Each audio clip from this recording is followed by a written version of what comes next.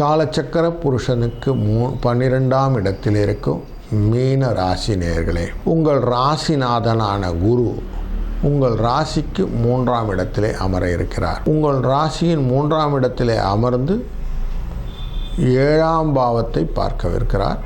உங்களுடைய ராசிக்கான 9ஆம் பாவத்தை பார்க்க இருக்கிறார். உங்கள் ராசிக்கான 11ஆவது பாவத்தை பார்க்க இருக்கிறார். 7, 9, 11.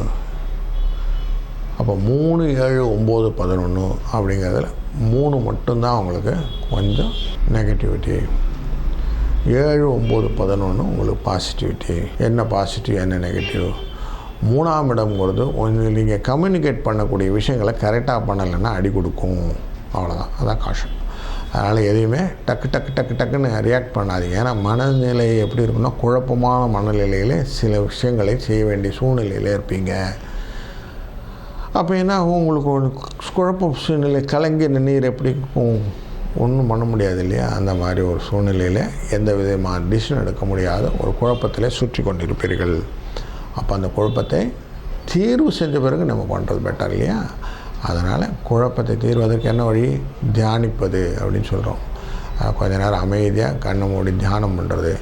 ஒரு வாட்டர், நல்ல தண்ணி குடிக்கணும். நல்ல ஒரு வாட்டர் தண்ணியை குடிச்சிட்டு அமைதியாக ஒரு வாட்டர் பாட்டிலில் தண்ணி வச்சுட்டு குடிச்சிட்டு அமைதியாக கொஞ்சம் நேரம் ரிலாக்ஸ் பண்ணிவிட்டு அதுக்கப்புறமா ஒரு விஷயங்களும் நம்ம பேசுகிறதோ செய்கிறதோ வச்சுக்கிட்டிங்கன்னா சரியாக இருக்கும். இந்த கலத்திரத்தோட கொஞ்சம் ஒரு வாய் தகராறு, வாய்க்காய் தகராறுங்களாம் சொல்லுவாங்களே, அது மாதிரி தகராறுலாம் அவாய்ட் பண்ணுங்கள். தேவையில்லாத எக்ஸ்ட்ரா ஏஜென்சிஸில் போடக்கூடிய வார்த்தைகள் தான் உங்களை ஆபத்தில் கொண்டு போய் விடும். குழந்தைகளில் கொஞ்சம் அனுசரணையாக போய்க்கிடுங்க. ஸோ கொஞ்சம் அவங்களுடைய கேப் ரொம்ப பண்ணிட்டீங்கன்னா அதுவே உங்களுக்கு டிட்டாச்மெண்ட்டை கொடுத்துரும். அதனால் கொஞ்சம் அனுசரணையாக க்ளோஸ் ஃபாலோஅப்பில் இருங்க.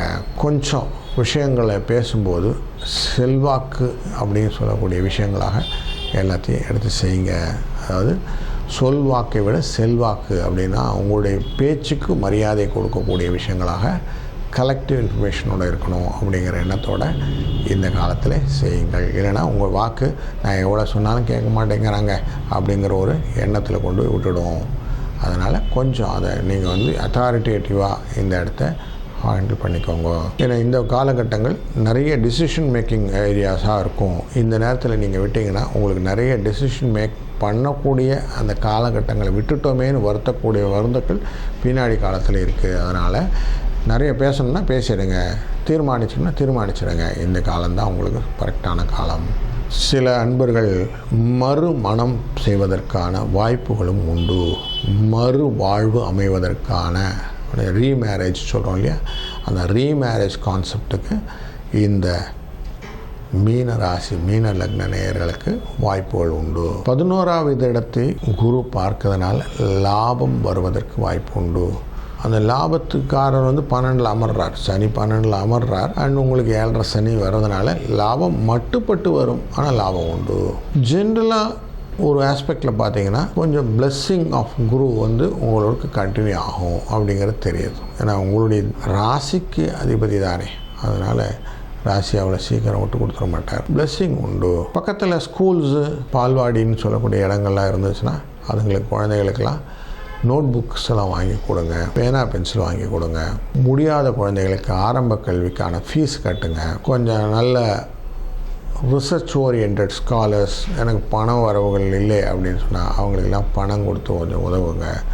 நீங்கள் எவ்வளோ தூரம் இந்த 9ஆம் இடம் சொல்லக்கூடிய விஷயத்துக்கு நீங்கள் ஹெல்ப் பண்ணுறீங்களோ, உங்களுடைய 3ஆம் இடம் சொல்லக்கூடிய இடத்துக்கு ஹெல்ப் பண்ணுறதை நீங்கள் பண்ணுறீங்களோ, தனத்தை செலவு பண்ணுறீங்களோ, அதுக்கு ரெசிப்ரோகேட்டிவாக உங்களுக்கு தனம் ஃபுல்ஃபில் ஆகிடும். இது ஒரு ட்ரிக்கு. அதனால் இதை பரிகாரமாக செய்யுங்க. லாபம் மட்டுப்படாமல் மல்டிபிள் ஆகும். இல்லைனா இல்லை அப்படி வந்தது கரெக்டாக ஸ்டாகண்டாக கைக்கு வாய்க்கு சரியாக போச்சுன்னு சொல்லுவீங்க.